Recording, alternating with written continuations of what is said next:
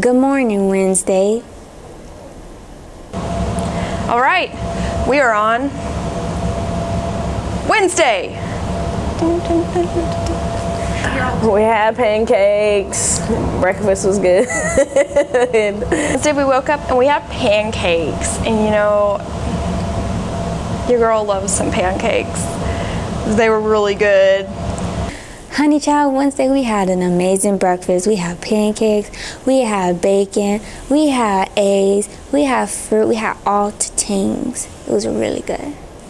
I mean, it was hard getting up that morning because I was so exhausted from Tuesday, but I made it happen. But Wednesday, we got to go with Rick and Carl again, and we got to demo a house, which means we got to tear down sides of the house, we got to tear down parts of the roof, what's it called, porch, top part. And it was demo day. What are we doing today? Hi! We're tearing down stuff. Destruction. So we got to go to Harold's house. Oh, I love Harold. And do a lot of demolition on Harold's house. And it was really sweet because he came out and he started helping us. So sweet. I got some in my eye when I was pulling stuff down. I was going at it. Like, it was a good way to get a lot of anger out.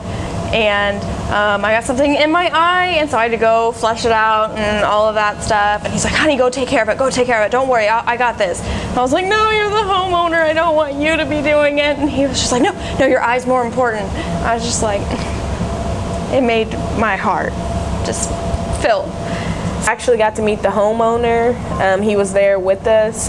We were working on his house. His wasn't completely remodeled. It wasn't a new house. They were just remodeling it. So they were taking down the old wood and stuff that was like damaged during the hurricane, and they were just pretty much reconstructing it. Teammates was working on the opposite side of the house, and she had pulled back a piece of the wood, and she thought she saw a huge snake, and she freaked out, and she was screaming, and I was like, I want to see. So I got brave and I went and got the tools and I pulled it back. Fortunately, I didn't get to see a big snake, but we did see a little bitty lizard jump out. So again, because I got on the 28-foot ladder again and pretty much climbed on the roof and was hammering and unnailing parts of parts of metal that are attached to the roof and the underpiece that hold the whole frame part together on the side of the house. Forgot what it's called, but yeah, it was really, and it was kind of sketchy because the ladder was kind of crooked tilt and it was really high up, and the wind was blowing, and it's hard to stand on a ladder when you're like moving back and forth, so people were scared they were going to fall off, but I was like, I'll do it. So that was pretty cool. So we did a lot of demolition that day.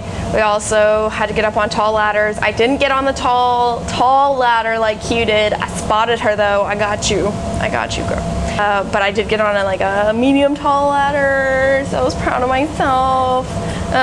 Also, his neighbors were precious. They came out and they prayed with us when we were praying, and it was just like the sweetest thing ever, and they were giving us grapefruit.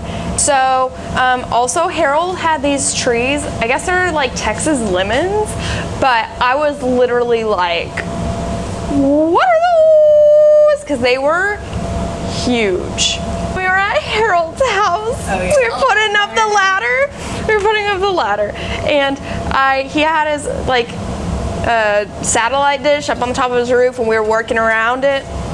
And anyways, we were trying to move the ladder so he could get up there, and we bumped the satellite dish, and I was like, oh, no, be careful of the satellite dish, that's important. And he was like, yeah, that's important. My little girl's gotta be able to watch VeggieTales. And Q was like, how old's your daughter? And he goes, 20.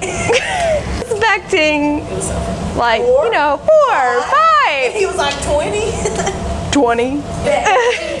Busy. Really busy. I can't handle you. Google VeggieTales. Busy. No, do YouTube. VeggieTales. Busy. It's so funny. It's our Flibian buddy, his head in a hole, his shoe bent and muddy. But then, were those Footsteps? Oh, could it be true? Along came the mayor of Flibberoloo. Of anyone, surely he'd help the poor soul. Hello, said the boy with his head in a hole. I seem to have fallen. I seem to be stuck. But now that you're... Is that music? I'm busy, dreadfully busy. You've no idea what I have to do. Busy, shockingly busy. Much too busy for you.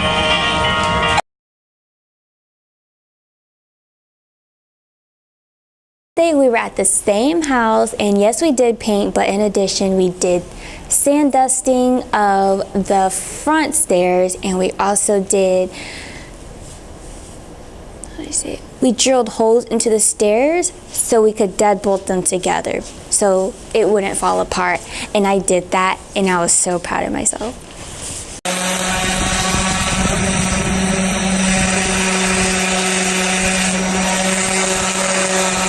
So as you know, we do a lot of painting at the house, and the amount of times that a paint bucket has fell with us, every single one of us has dropped the paint bucket, but there was this one time that Blair dropped it and it was on the concrete, and Dan was like, get the hose, get the hose. So we got the hose, and so we started like doing that one dance, and to scrub it off, and we actually did it. BT Dubs, if you ever like drop wet paint or get it on our clothes, which we did, just wipe it off real fast with water here. You're good. Wednesday we were meeting with the Chamber of Commerce, so we went straight from our Worksite to the Chamber of Commerce.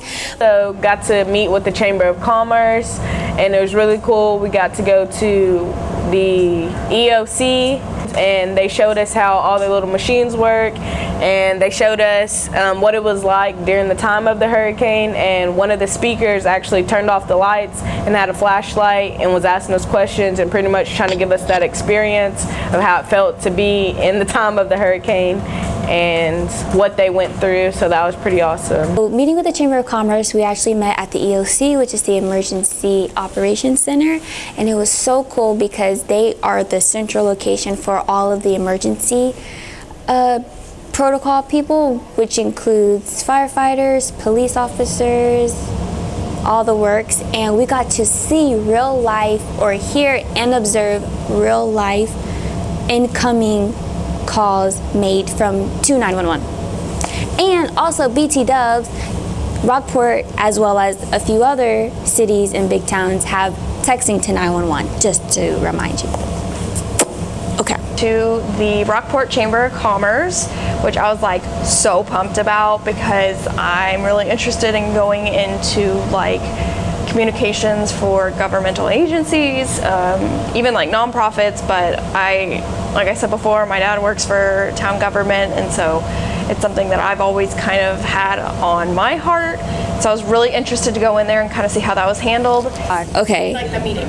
Dude, the Chamber of Commerce meeting was exceptional. Yes, it was long, but I am so glad we went. And I'm not even trying to be cheesy when I said it was so good. My favorite part was when one of the operations men, he actually demonstrated what it felt like at that moment in time of them before, during, and after the storm. Lights out, flashlights, no bathroom, flushing water. It was crazy. I can only imagine what they went through. But one of my biggest takeaways is that I have a new perspective of them, and I'm so thankful for them because they do serve us in a way, and it sucks that they're kind of behind the scenes so they don't get the credit they deserve. But I hope that I can hopefully continue on and educate people that these people, or the emergency operations team, are, how do I say this? Heroes. They're heroes. Every single one of them.